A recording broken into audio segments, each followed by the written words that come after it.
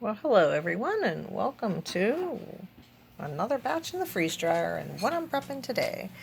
So this is batch 206 in the freeze dryer. I did a video a while back where I had a haul, a haul of a day, of Progresso canned soups. And we do have canned items in our food storage, and I that's fine, but I wanted to freeze dry these soups just because the cans are heavy and they take up so much darn space. So I got a lot of the vegetarian classics. They're vegetable classics, but as I pointed out, just because it's a vegetable classic doesn't mean it's a vegetarian soup. You've got to look on the ingredients and they say vegetarian. So we have two vegetarians in the family, and I like to feed people the way they eat. You should see how many different kinds of potato salad we have on holidays. It's crazy. This one wants Miracle Whip, that one's want mayonnaise, one doesn't want celery, one wants celery, the other one wants celery seed, not celery. Oh yeah, sometimes we just leave everything out and put in the mix-ins, but yeah, that's crazy. But anyway, we try to please everybody. So, and it's usually my mother making it, and she loves doing that. I got 10 different potato salads this time. Anyway, so the Progresso soup weighs 18.5 ounces per can. And what I did was I put 3 cans per tray. However, 3 cans liquid doesn't fit on a tray. This is where a lot of people have racks in their freezer for their regular refrigerator, and they'll put racks and they'll do the trays, and a lot of people have an extra set of trays. I just never did that. I've frozen things in plastic bags flat and then just cracked them in half and put them on the tray. But generally I just put the item in there. So what I did is I put 2 cans of soup on the tray, ran the freeze dryer for probably 2 or 3 hours till it was frozen, and the freeze dryer trays are tilted inside the freeze dryer, so it'll hit the back. You can't just put 3 cans of liquid there. So then what I'll do is I'll go in after that's frozen solid, I'll spin it around and then put another can on top of that, and it goes to the back because it was frozen so narrowly on the top, and you can actually see the pour line, where the second can actually went, if you look close, if you even care. And here it is on the tomato. It's actually all the way up there. So this batch, I actually saved the labels because I'm not sure if I'm going to just tape the labels to the outside of the box or keep a label diary of what I specifically have, whether it'll be kept in a notebook or kept on the box. I'm not sure how I'm going to do that. But let me get down to the nitty gritty here. This was what I did. I did a 9-hour freeze, a 24-hour dry cycle. But then, of course, I added, it looks like it froze for 4.5 hours. And then I added the other soup. So it was actually 13-hour freeze.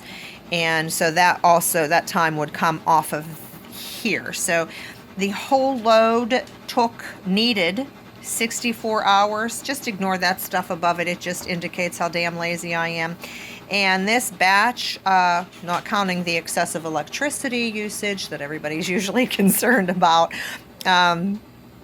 which I probably should start being a little concerned about, was $1 a can. So this batch cost me $12.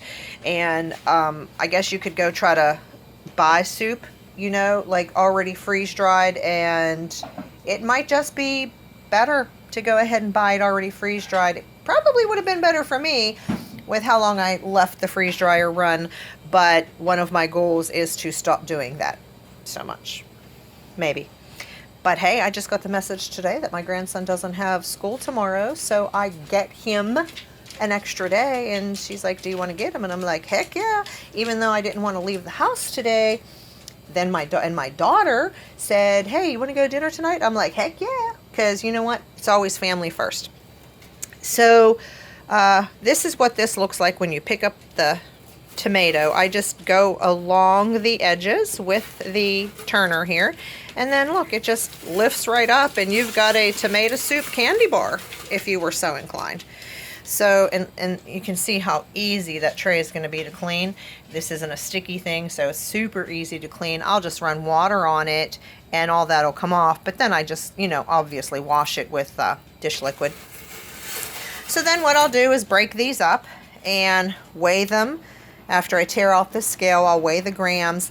And so whatever that weighs, the other one that I already did, the 3 cans of soup that weighed 18.5 ounces each, weighed a total of 158 grams. So 1 can of soup went from 18.5 ounces to 52 grams, and there's what, 28 grams in an ounce.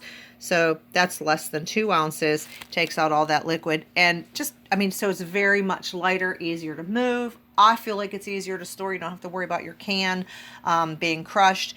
You may have to worry about a critter chewing your Mylar, but I seal my food in those plastic bins that I've showed you about also.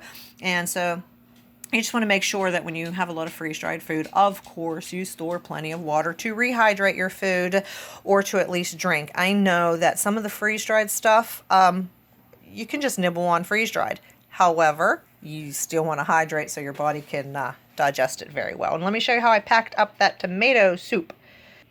A lot of times I will put things in single serve packs, and since I have to get out of the house shortly, I'm actually just going to do a can of soup per bag, maybe. I might go ahead and make some smaller bags that's a half a can of soup. I'm just going to have to see, I'm probably going to do that because I still, no matter what, I still like to use up the whole bag of oxygen absorbers, and there's 20 of those. If I do it this way with 1 can, I'm only going to have 12 bags. I just don't know. Alrighty, but that's it. The video is done for you. I'm not going to bring you back and show you all the other stuff, but if you have any questions about the soup or about the freeze dryer or anything else, or even any comments, how if you freeze dry yours differently, let me know. Give me a heads up and let me know what you prepped today, and be blessed, everyone.